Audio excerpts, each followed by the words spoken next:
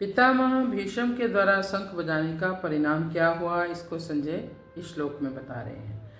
ततः शंखाश्च भैर्यश्च पणवाणक गोमुखा सहसा एव अभ्यहन्यन्त सशब्द तुमुलो अभवत। तथा शंखाश्च भैर्यश्च पणवाणक गोमुखा। जबकि भीष्म जी ने युद्ध आरंभ की घोषणा करने के लिए शंख नहीं बजाया था, बल्कि दुर्योधन को प्रसन्न करने के लिए शंख बजाया था, फिर भी कौरव सेना ने भीष्म जी के शंख बजाने को युद्ध की घोषणा समझ लिया। इसलिए भीष्म जी के शंख बजाने पर कौरव सेना के शंख एक साथ बज उठे। शंख समुद्र से उत्पन्न होते हैं। ये ठाकुर जी की सेवा पूजा में रखे जाते हैं और आरती उतारने आदि में काम आते हैं।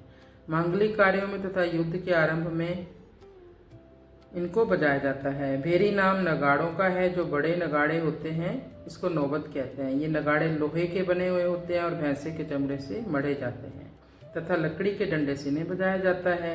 ये मंदिरों में और राजाओं के किलों में रखे जाते हैं। आपने देखा होगा टीवी सीरियल्स में या वैसे भी कहीं जरूर देखा होगा इनको कि उनके मेन गेट पर नगाड़े पड़े रहते हैं।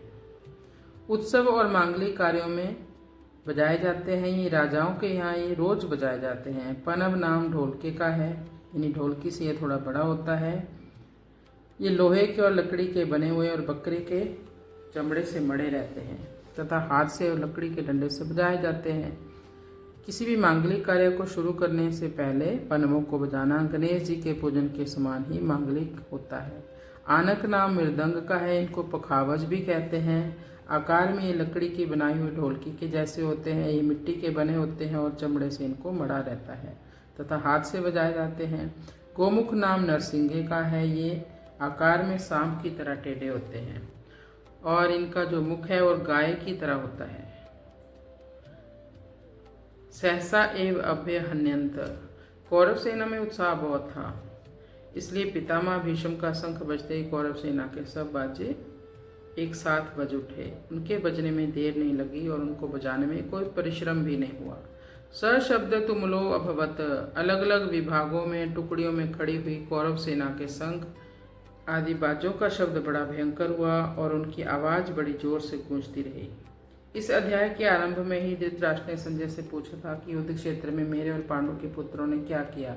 इसलिए संजय ने दूसरे श्लोक से 13वें श्लोक तक धृतराष्ट्र के पुत्रों ने क्या किया उसका उत्तर दिया। अब आगे के श्लोक में संजय पांडु के पुत्रों ने क्या किया इसके बारे में बताएंगे। तथा श्वेते हयुक्ते महति स्यंदने स्थितौ माधवा पांडवश्चैव दिव्यौ शंखौ प्रदध्मतु।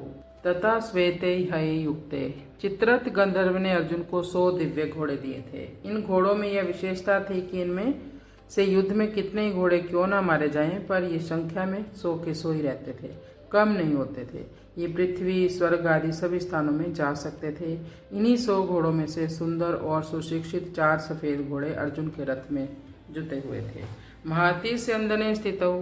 यज्ञों में आहुति रूप से दिए गए घी को खाते खाते अग्नि को जब अजीर्ण हो गया, इसलिए अग्निदेव खांडव वन की विलक्षण विलक्षण जड़ी बूटियों को खाकर यानी जलाकर अपना अजीर्ण दूर करना चाहते थे,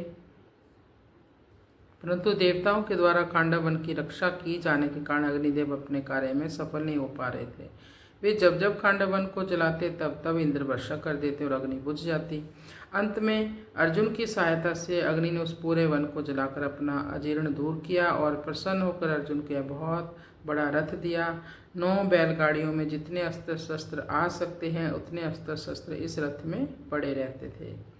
ये सोने से मढ़ा हुआ और तेजोमय था। इसके पहिए बड़े ही दृढ़ और विशाल थे। इसकी ध्वजा बिजली के समान चमकती थी। यह ध्वजा 1 योजन यानी 4 कोस तक फहराया करती थी। इतनी लंबी होने पर भी इसमें ना तो बोझ था, ये बहुत हल्की थी और कहीं भी यह अटकती नहीं थी वृक्ष आदि में। इस ध्वजा पर हनुमान जी विराजमान थे। जय श्री राम। स्थितो कहने का तात्पर्य है कि उस सुंदर और तेजोमय रथ पर साक्षात भगवान श्री कृष्ण और उनके प्यारे भक्त अर्जुन के विराजमान होने से उस रथ की शोभा और तेज बहुत ज़्यादा बढ़ गया था। माधवा पांडवाश्चैव। माँ नाम लक्ष्मी का है और धव नाम पति का है, इसलिए माधव नाम लक्ष्मीपति का हुआ। यहाँ पांडव नाम अर्जुन का है क्योंकि अर्जुन सभी पांडवों में मुख्य हैं। पांडवा नाम धनंजय। अर्जुन नर के और श्री कृष्ण नारायण के अवतार थे। महाभारत के प्रत्येक पर्व के आरंभ में नर, अर्जुन और नारायण भगवान श्री कृष्ण को नमस्कार किया गया है। नारायणम नमस्कृत्य नरम चैव नरोत्तमम। पांडव सेना में भगवान श्री कृष्ण और अर्जुन ये दोनों मुख्य थे। संजय ने भी गीता के अंत में कहा है कि जहाँ योगेश्वर भगवान श्री कृष्ण और गांडीव धनुषधारी अर्जुन रहेंगे, वहीं पर श्री, विजय, विभूति और अटल नीति रहेगी। दिव्यो शंखो प्रदद्मतु। भगवान श्री कृष्ण और अर्जुन के हाथों में जो शंख थे वो तेजो में और अलौकिक थे। उन शंखों को उन्होंने बड़े जोर से बजाया। यहाँ कोई शंका कर सकता है कि कौरव पक्ष में जो मेन सेनापति पितामह भीष्म हैं, इसलिए उनका सबसे पहले शंख बजाना ठीक था, परंतु पांडव सेना में मुख्य सेनापति धृष्टद्युम्न के रहते हुए ही सारथी बने हुए भगवान श्री कृष्ण ने सबसे पहले शंख क्यों बजाया? इसका उत्तर है कि भगवान सारथी बने चाहे महारथी बने, उनकी मुख्यता कभी समाप्त नहीं हो सकती। वो मेन ही रहते हैं। वे जिस किसी भी पद पर हैं सदा सबसे श्रेष्ठ ही रहेंगे, कारण कि वो अच्युत हैं, कभी च्युत नहीं होते।